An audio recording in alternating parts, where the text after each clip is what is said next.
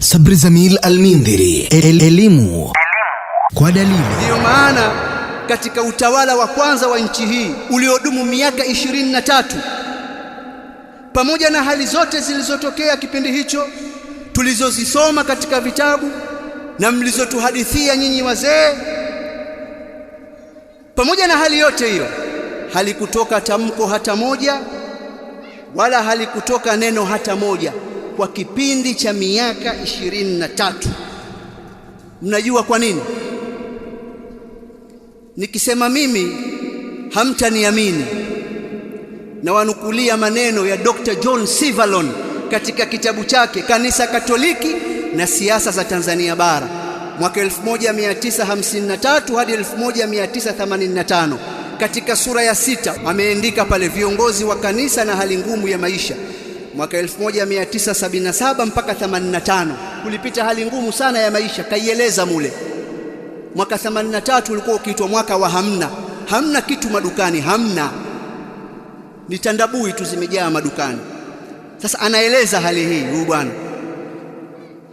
katika utangulizi, akifafanua ile sura akasema maneno haya na mnukuu: itadhihirishwa kuwa kwa ujumla hao viongozi wa kanisa walisita kuikosoa serikali wazi kwa vile uongozi wa juu wa kanisa tayari ulikuwa na uelewano mkubwa na watawala wa serikali.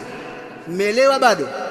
Ukurasa wa 68 wa kitabu hicho anaelezea msimamo wa viongozi wengine wa kanisa kiacha wale wakubwa, na mnukuu: wakati wa hali ngumu ya maisha naweza kusema wazi kuwa karibu viongozi wote wa kanisa walinung'unika kama watu wengine, lakini kanisa kama kanisa halikutoa kauli yoyote rasmi. Akaelezea sababu ya kwanza, sababu ya pili, na mnukuu akasema: pili, kanisa liliruhusiwa na serikali kuingiza vitu vingi nchini bila ushuru wala kodi.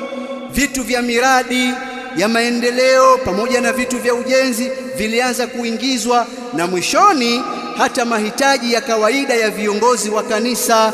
Mambo yote haya yalipunguza makali ya hali ngumu kwa viongozi hao wa kanisa na kuwaweka katika nafasi yenye nguvu ya kiuchumi.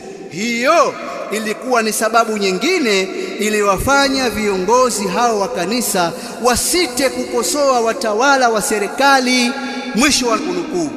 Hawa ndio watetezi wa haki. Utetezi wao wa haki na kutetezi wa dhulma ni mtawala anapokuwa Muislamu.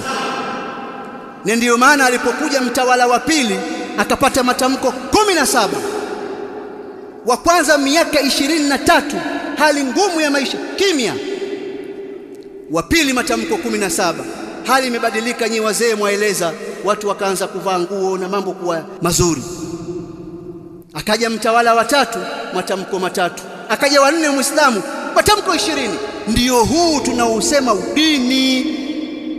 Sisi tukisema udini hatuusemi hivi, tuna vielelezo na maelezo ya kisawa sawa.